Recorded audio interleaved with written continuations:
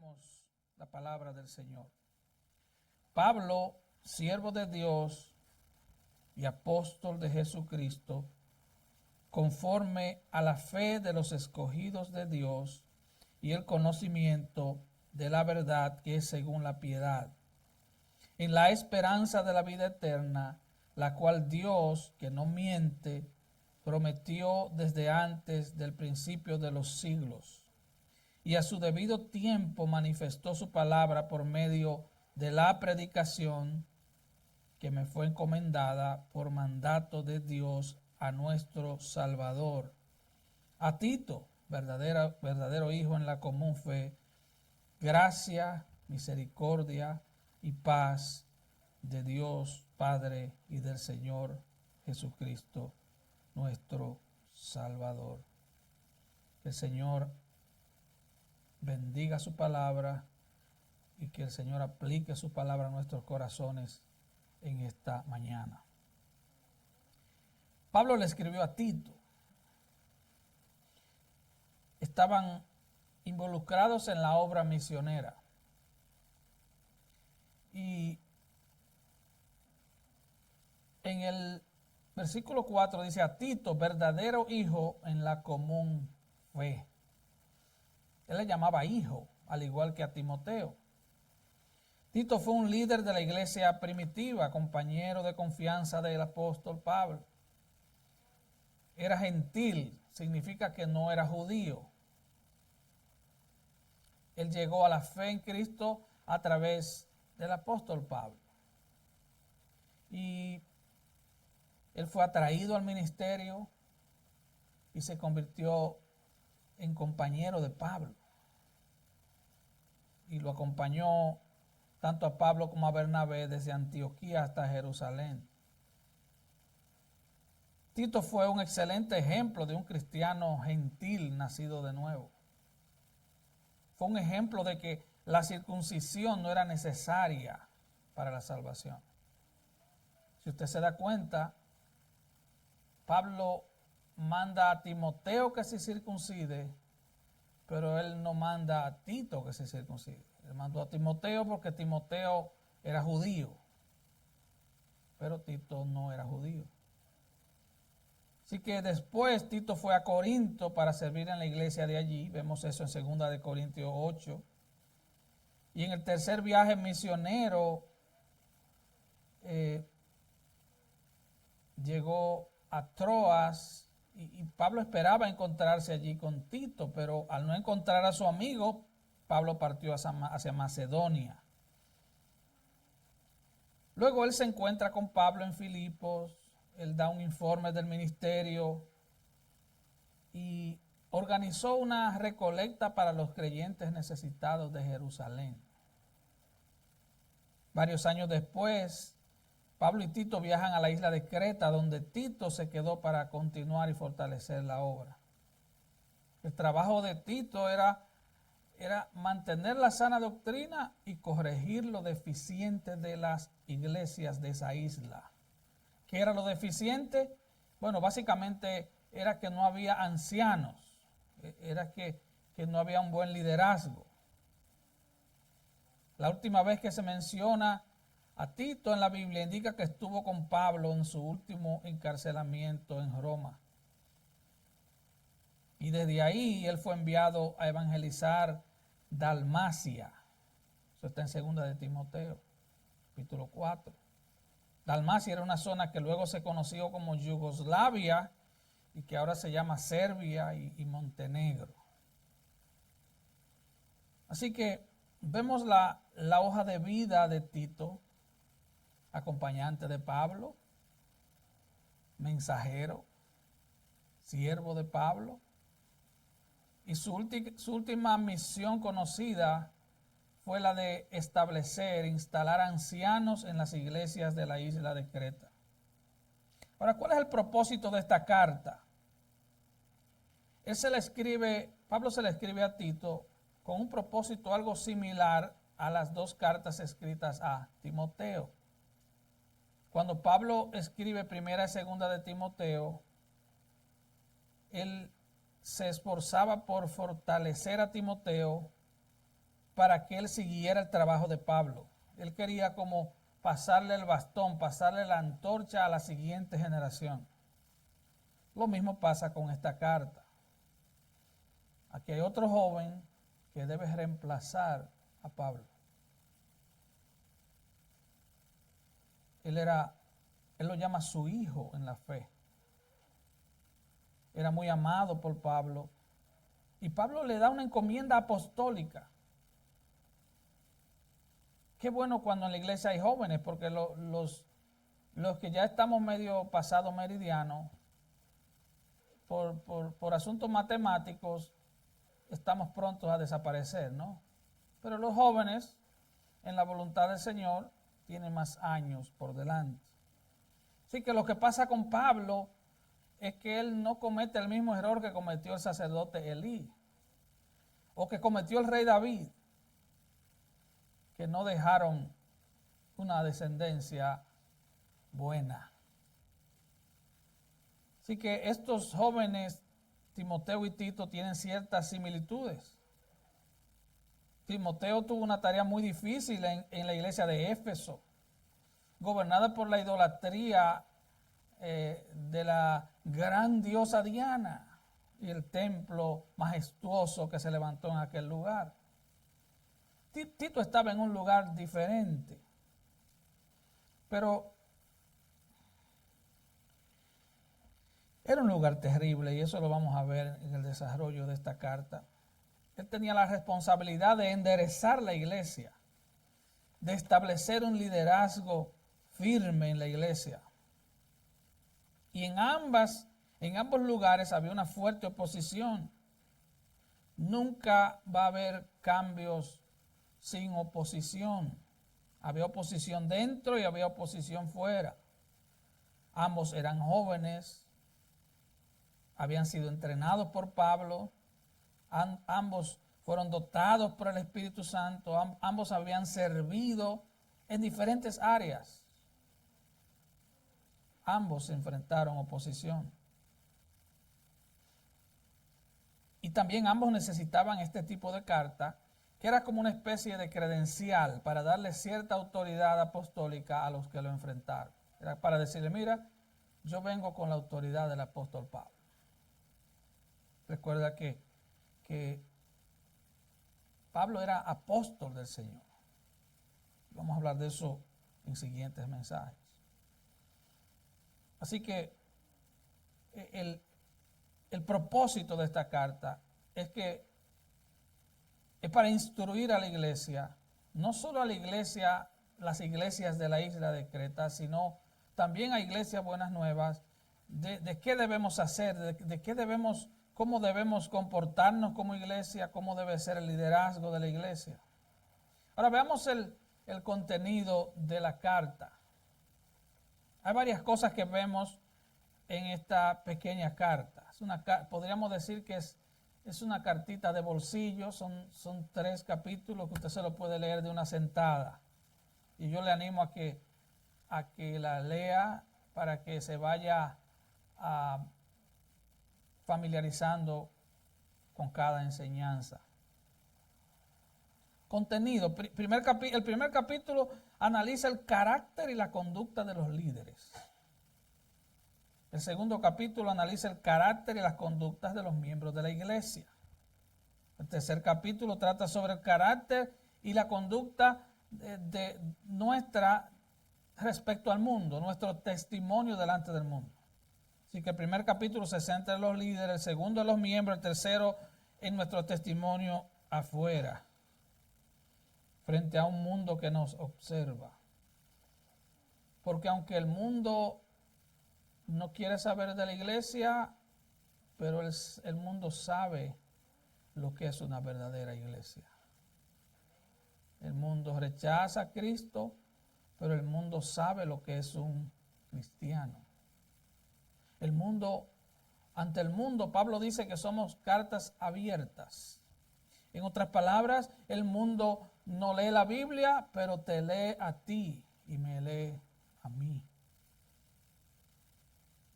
Así que es una instrucción importante no solo para Tito, sino para esta iglesia.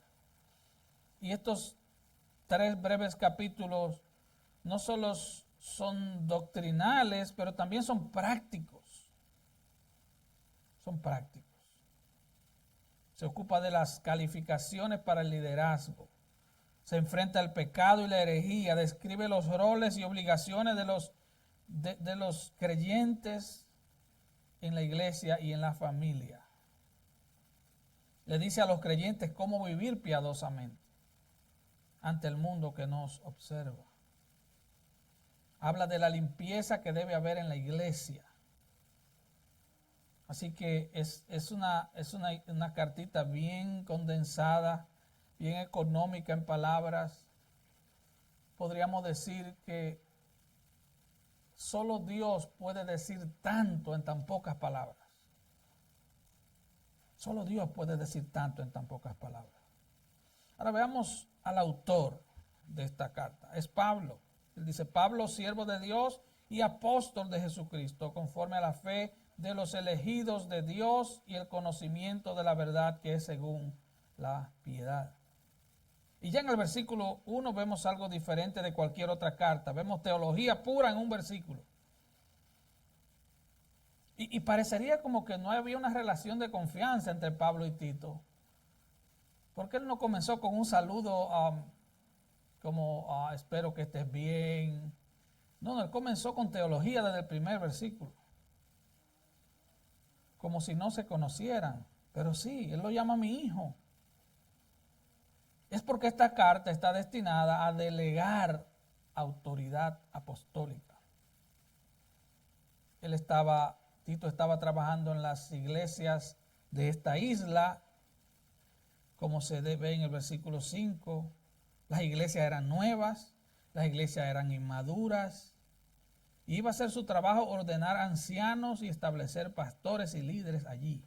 Así que ese era el trabajo fundamental de él.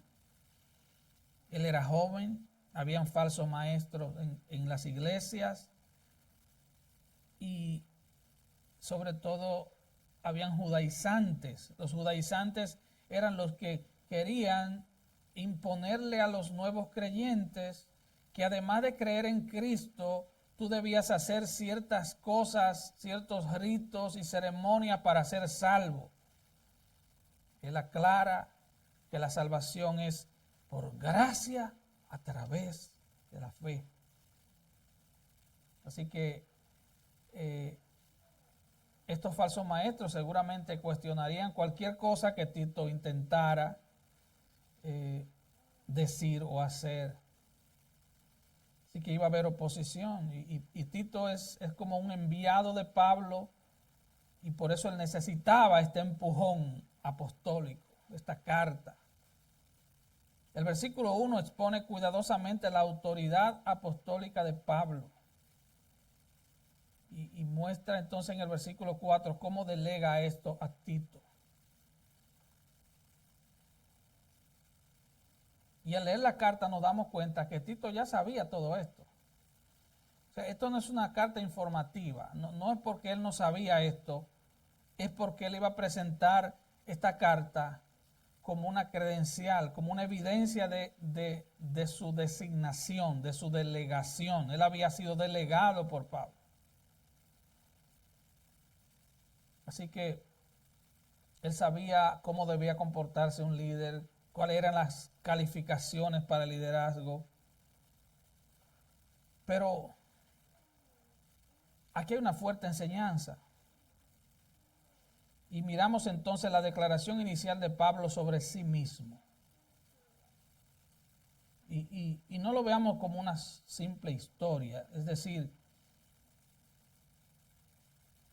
es más que una historia. La Biblia no es un libro de historia. La Biblia no es un libro para usted decir, oh, qué bonito, qué bien, qué lindo se expresa él. No. La Biblia es un libro de fe y de práctica. Es para creer y para vivir. Así que aquí no se ve solo un poco de datos sobre la autoridad apostólica de Pablo, sino que vemos el modelo de un ministerio. Y cómo debe ser una iglesia. Y yo creo que es un buen patrón para nosotros como iglesia, para Iglesia Buenas Nuevas. Y vemos el compromiso de un líder. Aquí vemos el compromiso de un líder.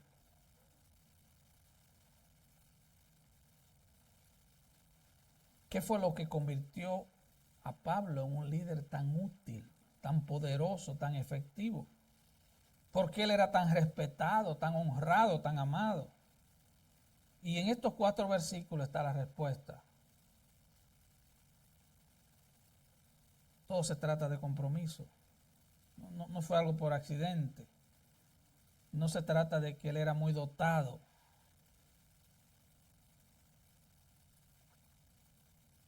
Y de manera providencial, el tema de la noche es como si fuera una continuación del tema de la mañana, aunque estamos predicando en 2 libros totalmente diferentes. Pero Pablo hizo compromiso firme, compromisos inquebrantables, y Dios lo mantuvo. Mire, por ejemplo, el versículo 1, Pablo, siervo de Dios y apóstol del Señor Jesucristo. Vamos a analizar esas 2 frases. Pablo, siervo de Dios. ¿Qué significa eso? Bueno, lo que eso significa es que él se veía a sí mismo bajo la autoridad soberana de Dios. Yo no puedo decir, yo soy siervo de Dios y hacer lo que me venga en gana. Yo soy siervo de Dios. Y la palabra Pablo, el nombre Pablo, viene del latín Paulos, que significa pequeño. Él era pequeño, pero era siervo de un Dios grande. El nombre Saulo era hebreo, el nombre Pablo era gentil. Así que él era un hombre talentoso, fue entrenado a los pies de Gamaliel, el hombre más dotado de la época.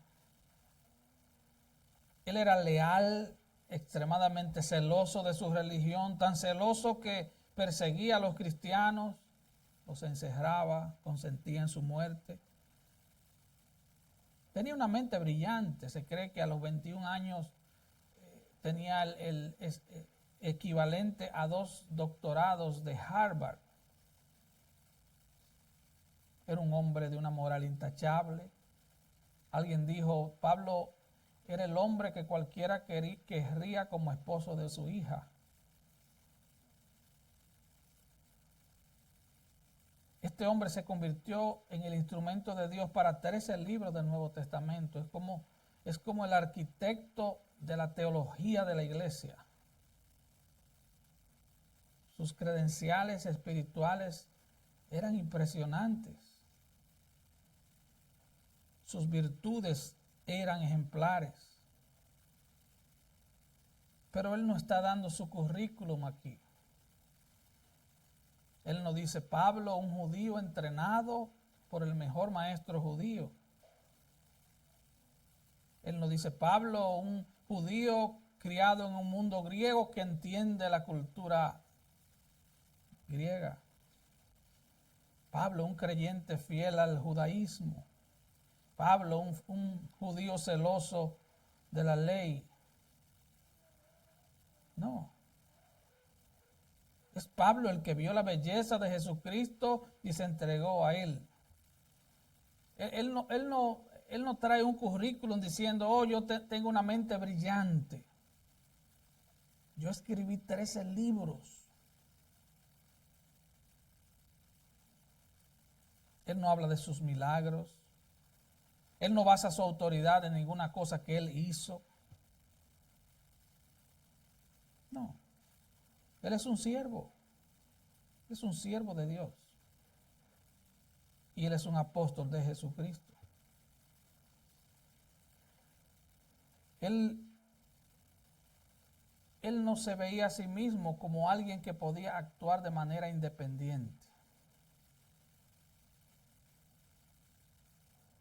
Ser cristiano es vivir para Cristo. Yo sé, vivimos en una época donde eso es casi una mala palabra, decir, oh, yo dependo de. Hoy se elogia la independencia.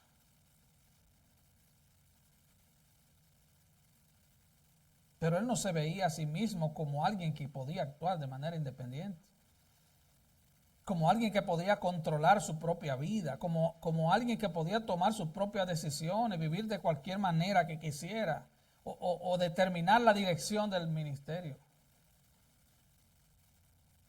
Él se vio a sí mismo y estaba totalmente comprometido con el hecho de que era un hombre bajo el llamado divino, bajo la autoridad divina y bajo la obligación divina. Y eso queda claro en los dos títulos que él usa aquí. Él dice primero siervo de Dios. Es la única vez que él usa ese título en las Escrituras. Él muchas veces había dicho que era siervo de Cristo, pero él quiere ahora identificarse con los judíos, porque esa frase era común para los judíos. Moisés la usó, Josué la usó, Amós la usó, lo usaron profetas del Antiguo Testamento. Él dice, yo soy un siervo de Dios. Él se está poniendo aquí en el mismo nivel de Moisés, con un llamado único a servir a Jehová, el Dios vivo. Así que él se identifica con los judíos.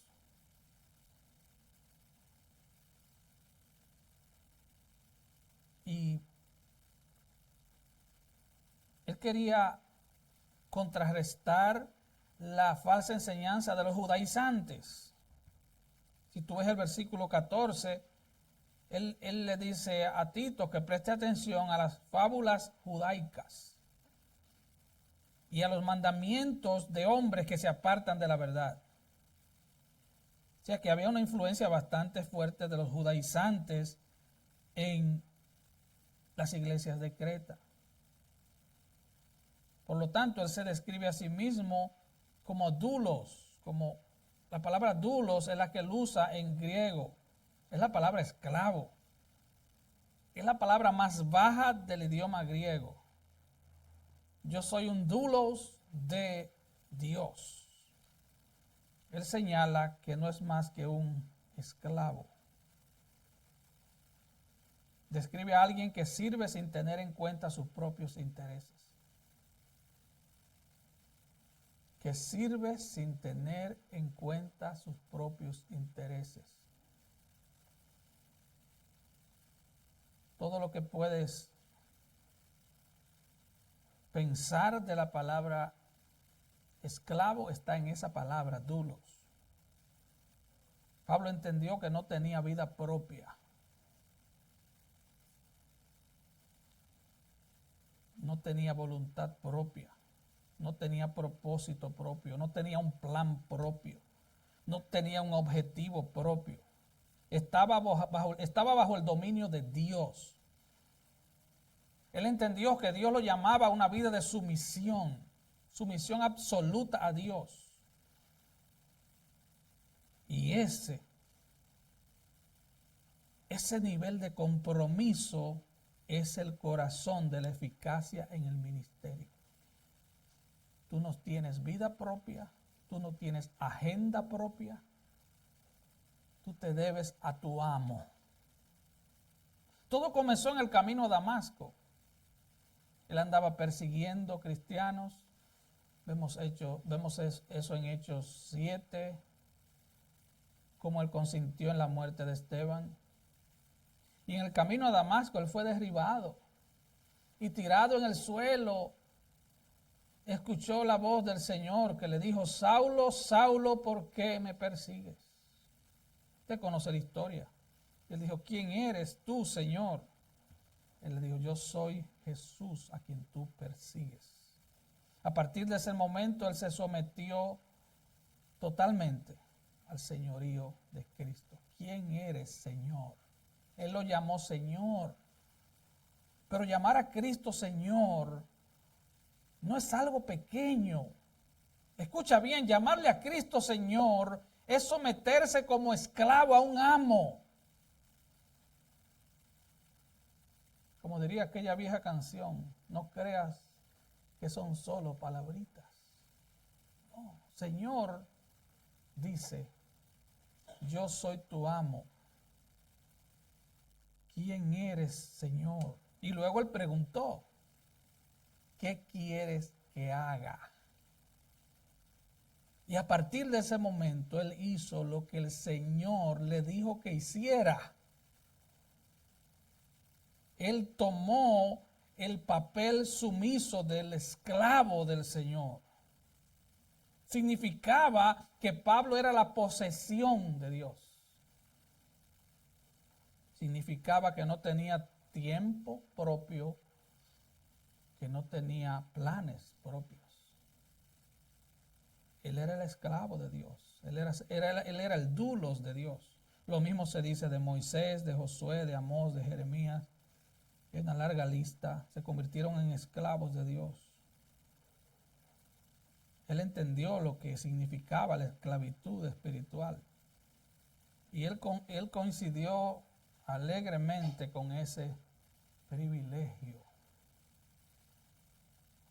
Era como lo dice Pablo en Filipenses 2:17.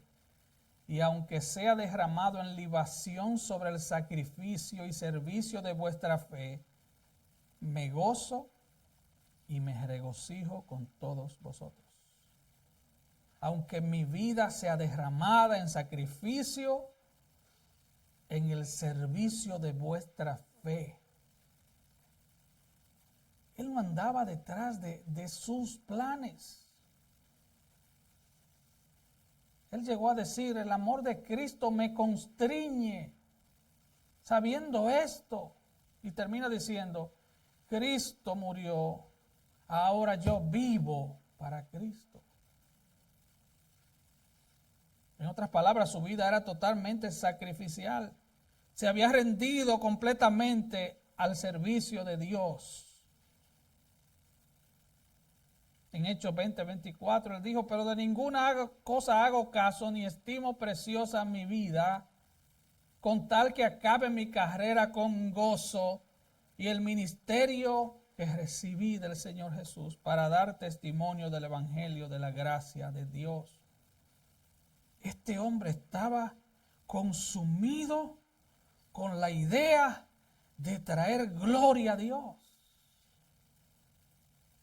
Él estaba consumido con eso. Su mente estaba ocupado con la gloria de Dios. No había otra agenda en él. Y hay un sentido en que cada creyente debe estar en ese mismo tipo de esclavitud.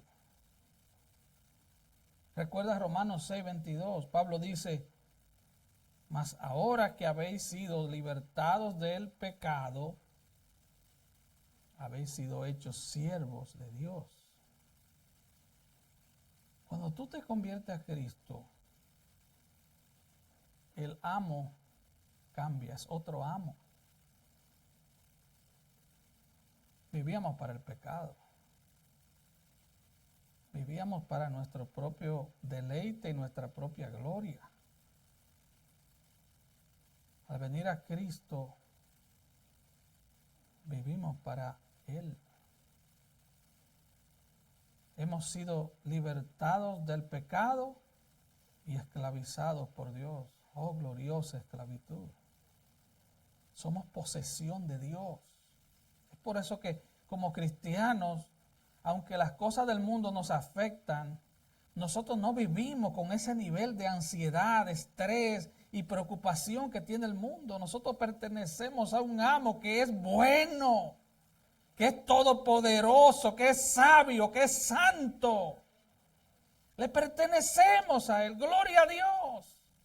Estamos escondidos con Cristo en Dios. Somos la posesión especial de Dios. Somos la niña de los ojos de Dios. Así que cuando te convertiste en cristiano, el hecho es que te convertiste en esclavo de Dios. ¿Sabe? Muchos cristianos que viven peleando con esa idea. No pelees. Pelear con Dios es imposible, hermano.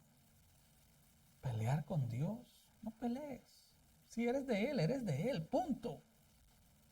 Primera de Corintios 6, 19 y 20. O ignoráis que vuestro cuerpo es templo del Espíritu Santo, el cual está en vosotros, el cual tenéis de Dios, y que no sois vuestros, porque habéis sido comprados por precio. Glorificad pues a Dios en vuestro cuerpo y en vuestro espíritu, los cuales son de Dios. Si tú eres cristiano, tú le perteneces a Dios. Primera de Pedro dice que fuimos comprados con la preciosa sangre de Cristo.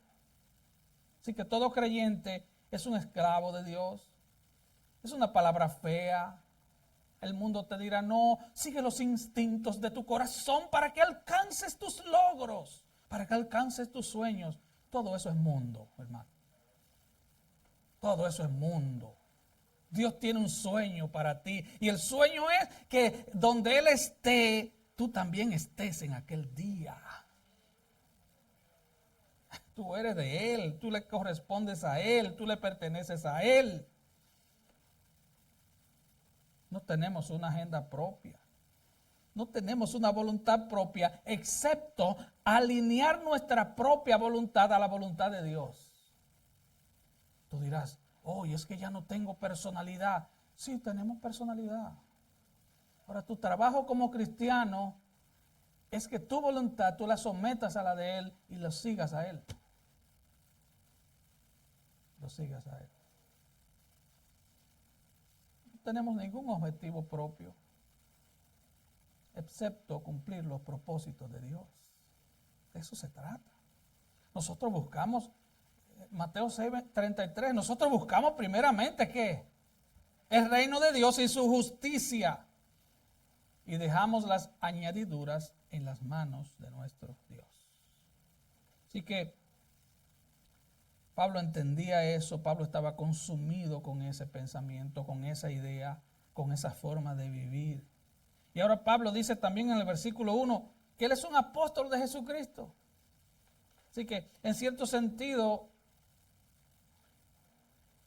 ahora él especifica cuáles son las cadenas de su esclavitud. Dice, ok, yo soy esclavo de Dios, pero mi misión como esclavo de Dios es ser un apóstol de Cristo. Esta es mi misión. Yo soy un esclavo de Dios, pero yo soy apóstol de Cristo. Un esclavo de Dios, así fue Moisés, así fue Josué, así fueron los profetas, así también fueron los apóstoles. Y en esta segunda frase, él describe la naturaleza de su esclavitud. Mi tarea es realizar la tarea de un mensajero en nombre de Cristo. La palabra apóstolos significa mensajero, uno enviado en una misión. Y usted dirá, bueno, pues entonces hay apóstoles en el tiempo moderno. Apóstoles con A mayúscula solo son los apóstoles de la Biblia. Hay muchos enviados. Pero escuche algo.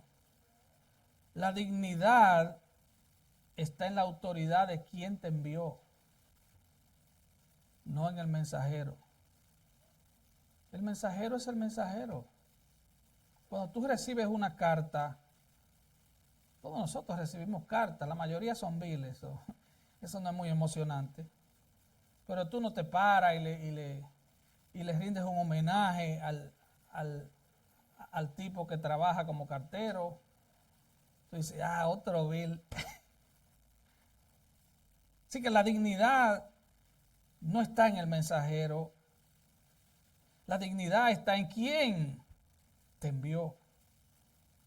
No hay una dignidad inherente en ser mensajero de Cristo. La dignidad está basada en la autoridad de quien te envió.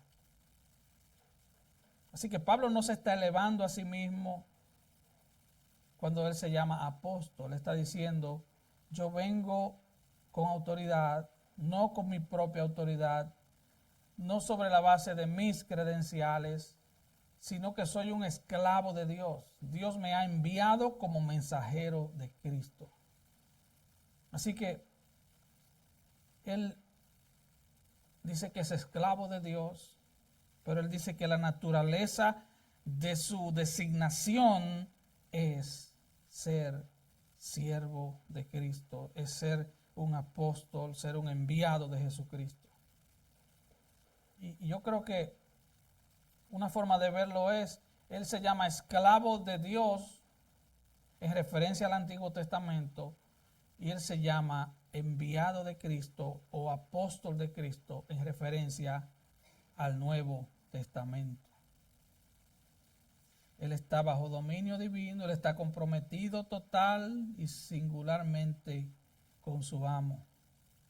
Lo que Pablo quiere decir, como acabamos de leer, no considero mi vida como muy querida por mí. Es de poca importancia para mí lo que sucede con mi propia vida respecto a mi propia comodidad o mi propio éxito.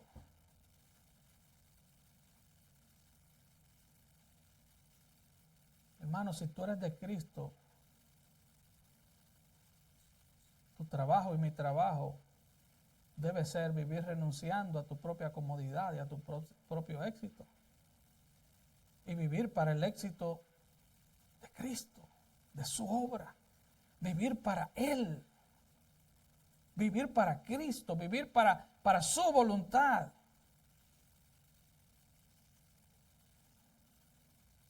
Este tipo de personas no cumplen con una agenda personal. No están construyendo su propio imperio personal, no persiguen metas personales, no están tratando de lograr logros personales. Están sujetos al amo de cuyo esclavos son. Están sujetos al maestro de cuyo mensajeros son, y en cuya voluntad está su vida y su gozo. De eso se trata la vida cristiana. La vida cristiana es que ahora somos de Cristo. No hemos perdido nuestra personalidad, seguimos siendo nosotros, pero ahora buscamos la voluntad de Dios. Ahora buscamos caminar en su voluntad. Ahora amamos a aquel que nos amó primero.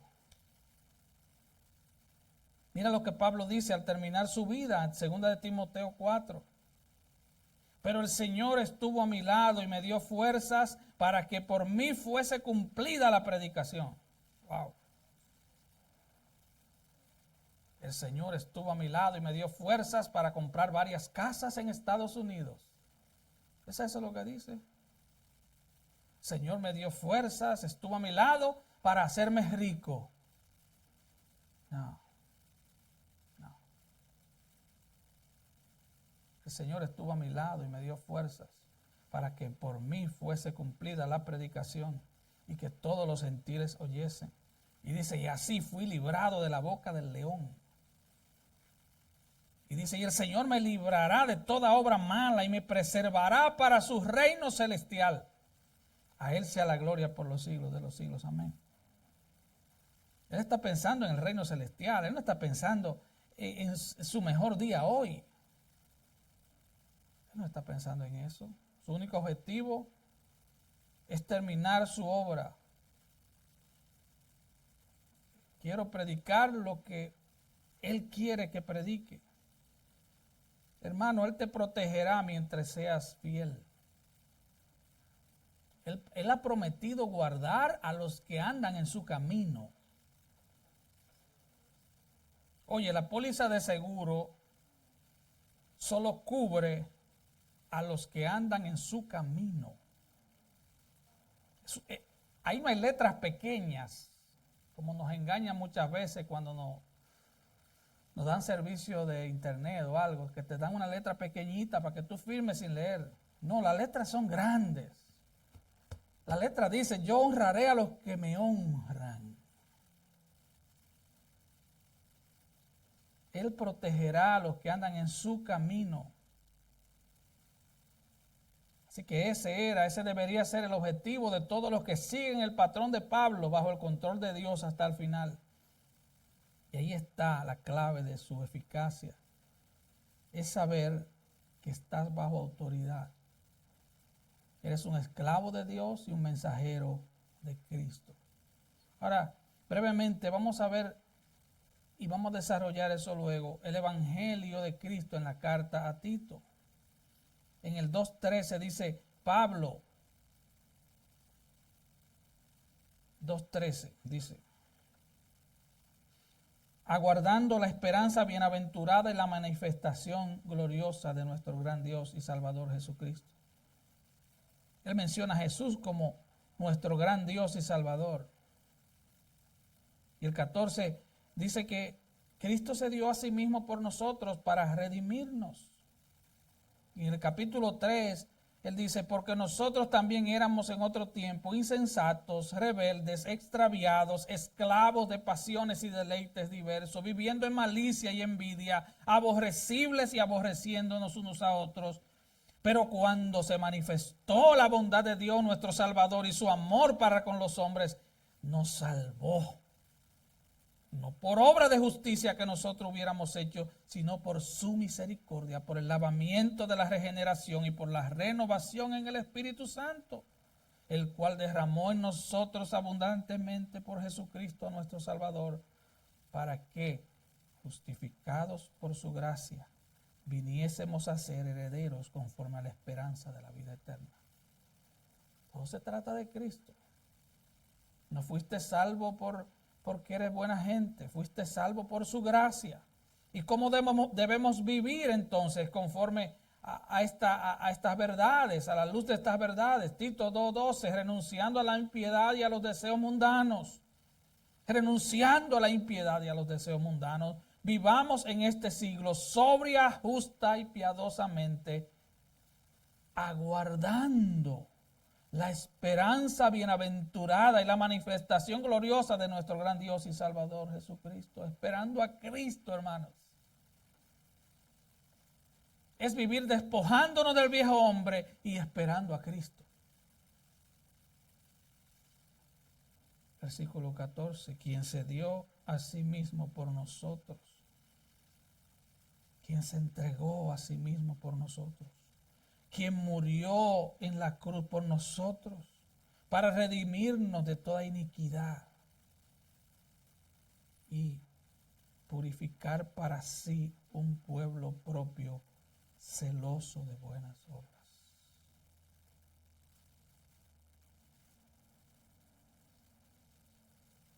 Oh hermano, no sé usted, pero cuando yo recuerdo que Él murió para rescatarme a mí, tú no puedes ir a la Biblia pensando, oh, qué lindo escribió Pablo. No, vamos a tomarlo personal. Esto es personal. Esto es para ti. El Evangelio es para ti. No se trata de palabritas bonitas. Cuando yo recuerdo que Él murió para rescatarme a mí, y después de Dios yo soy quien más me conozco, pero Él murió para rescatarme a mí. Piensa, hermano. Piensa. Es algo personal. Yo quiero que pienses para terminar. Cuando recuerdo su grito en la cruz, Dios mío, ¿por qué me has desamparado? El eterno Hijo de Dios. La segunda persona de la Trinidad, que dejó su trono de gloria por mí.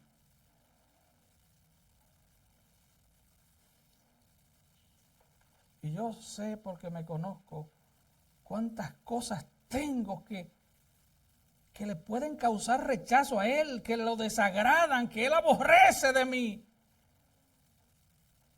Pero me doy cuenta que Él va a morir para rescatarme por amor, por su infinito amor. Cuando yo recuerdo eso, no queda ni una gota de orgullo en mí. Soy un esclavo. Soy un esclavo gozoso. Solo me queda anunciar al mundo, gritar a los cuatro vientos que he sido amado por Cristo, que he sido amado con amor eterno. Solo me queda derramar mi vida en gratitud y adoración a Cristo, sirviendo a mis hermanos. Cuenta la historia de aquel hombre rico que fue a un mercado de esclavos en la antigüedad. Ya era tarde, el día casi terminaba y los mejores esclavos habían sido vendidos.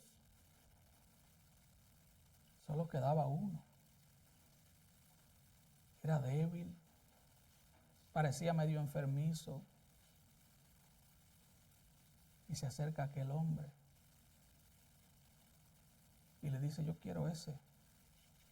Oh, yo pienso en mí al leer eso. Yo quiero ese. ¿Cuánto quiere por él? Tenga. El hombre recibe los papeles del esclavo y se voltea y se los entrega a aquel debilucho y enfermizo hombre. Y le dice: eres libre. Eres libre. Toma tus papeles de libertad. Y toman su carruaje, ¿verdad? No habían carros en esa época. Y se van, tirados por 4 caballos. Carruaje muy elegante. Pero uno de sus compañeros, como una milla después, le dice: amo, algo está pasando. ¿Recuerdas el hombre que acabas de hacer libre? Él sigue detrás del carruaje como si fuera esclavo. Detienen el carruaje. Y el hombre lo interroga. Y le dice: ¿por qué me sigues? Te dije que eras un hombre libre. Y él le dice: yo sé que soy libre, pero yo quiero ser tu esclavo por amor. Ahora quiero ser tu esclavo porque me hiciste libre. Ya no tengo cadenas. Permíteme que mi amor por ti sea las cadenas que me atan a ti.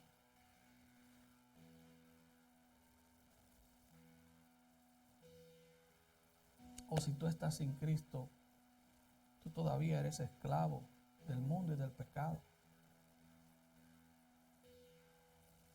Pero escucha la voz del amo que te dice: el que a mí viene, yo no lo echo fuera. El que a mí viene, oh, yo voy a preparar morada para que donde yo esté, tú también estés. Oh, y te sentarás conmigo a mi mesa el resto de la eternidad. Ven a Cristo el Señor. Oh, gloriosa esclavitud, la libertad que nos ha dado Cristo. Ahora le amamos porque Él nos amó primero.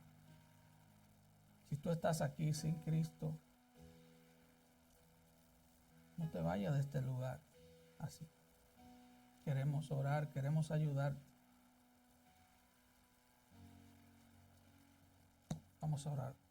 Incline su rostro. Padre,